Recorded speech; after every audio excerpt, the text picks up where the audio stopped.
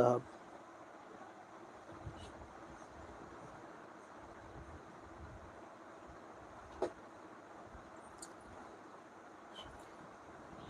सबसे अच्छी बात पता है क्या है? आपको मैं बता दूँ, श्री दिग्विजय सीमेंट को भी मैं थोड़ा-सा अच्छे से लेता हूँ, ताकि ऐसे स्टॉक पर आप लोगों का नज़र होना चाहिए।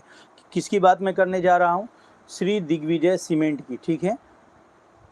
श्री दिग्विजय सीमेंट आपको पता है कि सीमेंट सेक्टर की कंपनी है। और अगर मैं इसके डेब्ट टू इक्विटी की बात करूँ ना, तो 1 मिनट, डेब्ट टू इक्विटी की अगर हम बात करें, यानी हर शेयर पे कितना कर्ज है, तो कर्ज एक चवन्नी भी नहीं है। ये किसी भी कंपनी के लिए, यानी किसी भी कंपनी के लिए सबसे पॉजिटिव बात होती है। दूसरी बात, जिस तरह से कहते हैं ना लोग, ईवी फ्यूचर ओरिएंटेड है, तो मैं कहता हूँ सीमेंट भी फ्यूचर ओरिएंटेड ही है, और प्रेजेंट भी उसी का चल रहा है दौर। आपको पता है कि चाइना, यूएसए, ये सब फुल्ली डेवलप्ड कंट्री है, मगर हमारी कंट्री जो है ना, इंडिया, ये अंडर डेवलप्ड है। ये इसमें बहुत काम होना अभी बाकी है। बहुत सारे हाईवे के प्रोजेक्ट है, आपको पता है, बहुत सारे रेलवेज़ के लिए प्रोजेक्ट बनाए जा रहे हैं। मुंबई में आपको पता है कि अलग अलग आइलैंड को जोड़ने का काम, मुंबई तो सारे अलग, ये जो पूरा मुंबई है ये एक आइलैंड ही है, उसको जोड़ा गया है। और मुंबई समंदर के अंदर, समंदर के ऊपर कितने बड़े बड़े प्रोजेक्ट बन रहे हैं, बहुत सारे, यानी कि कितने सारे स्टेट में, कितने सारे, अभी गवर्नमेंट को बहुत सारा प्लान है उनका, एयरपोर्ट बनाना है, कितना भर भर के उसमें सीमेंट लगता है, ठीक है ना। तो यानी कि जितना भी ये कंपनी सीमेंट बनाती है ना, इनके पास ऑर्डर रहता है, ऑर्डर की कमी नहीं है। यानी एक ऐसा काम है सीमेंट सेक्टर का कि उसमें ऑर्डर की कमी नहीं है। और उसमें ये कंपनी अगर आप देखो तो भाव भी सही है, ठीक है, और इसमें डेब्ट टू इक्विटी भी जीरो है, यानी कि एक शेयर पे आपके 1 रुपया भी कंपनी के ऊपर कोई कर्ज नहीं है, ठीक है।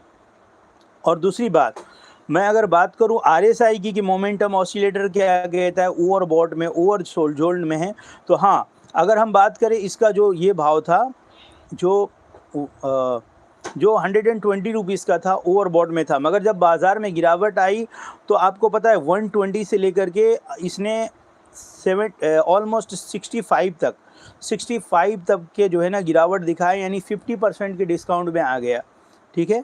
अब वहाँ से ये स्टॉक ये स्टॉक अब धीरे धीरे, यानी आप हर बार जो लो बनता है ना, अभी फर्स्ट टाइम ऐसा हुआ कि जो इसका हाई बना ना, वो रिसेंट, यानी स्विंग हाई से नीचे ही बनाया है इसने, ठीक है।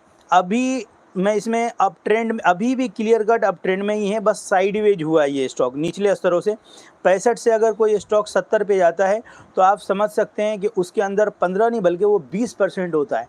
20% स्टॉक ने बहुत कम वक्त में दिया है प्रॉफिट, ठीक है। और जिस वक्त मैंने बेशुमार वीडियोस बनाए, उसके अलावा मैं बात करूँ आपके साथ, तो 74 को अगर ये नीचे की तरफ ब्रेक करता है, तो शॉर्ट टर्म में इसका ट्रेंड चेंज हो जाएगा।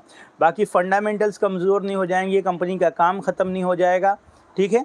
बाकी आप अगर रिजल्ट्स वगैरह की बात करो, तो आप जैसे कि मैं फंडामेंटल्स में ना, जितना चीज़ रेवेन्यू की बात करें, तो 2024 से 25 में, 2024 में 186.7 0.76 है, ठीक है। और अभी जो इस साल में करंट ईयर में जो इसने रेवेन्यू जनरेट किया है, वो 216.42 करोड़ का जो है ये इसने जनरेट किया है, यानी कि साल दर साल काफ़ी शानदार है। और अगर मैं आपको बात करूँ ने ऑपरेटिंग प्रॉफिट मार्जिन की, ऑपरेटिंग प्रॉफिट की, तो 2024 में यानी 30 गुना नफ़ा बढ़ गया कंपनी का ऑपरेटिंग प्रॉफिट, मैं आपको बात बताऊं। बाकी नेट प्रॉफिट की बात करें तो -5% से 18.36, यानी 18.5% हो गए, 18.5 गुना, ये बल्कि 20 गुना ज़्यादा हो गया।